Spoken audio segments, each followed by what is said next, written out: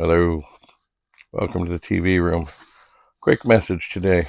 Rudy of Rudy's Retro Intel has been working on SuperPETs, and he has created a manual to help people fix them, and even other people have started to send him their SuperPETs to fix.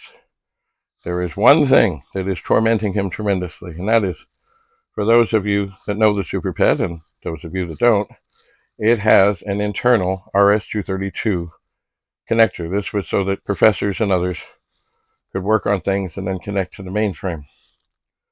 Rudy is looking for some program, terminal program, something that runs on either side of the machine, either the 6502 side or the 6809 side, that will let him access that port to test, to make sure that that port is working.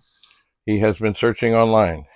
He's been going through all kinds of things to try and find anything that would let him test the internal serial port. So if you have any idea, if you're a SuperPET person, or even if you're not, if you have any thoughts on how Rudy from Rudy's Retro Intel can test the internal RS-232 port on the upper boards of the SuperPET to ensure that it is working, he would be most grateful, as would I. So that's Rudy of Rudy's Retro Intel. You can send me a message or look him up on YouTube and send him a message.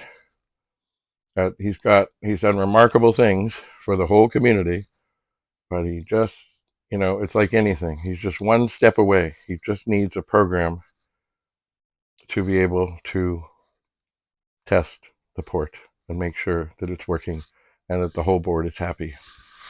So, thanks a lot. If anybody can be helpful, I would be very appreciative, as would he, and as I suspect would the entire community of we old Commodore people. Have a lovely day. Bye for now.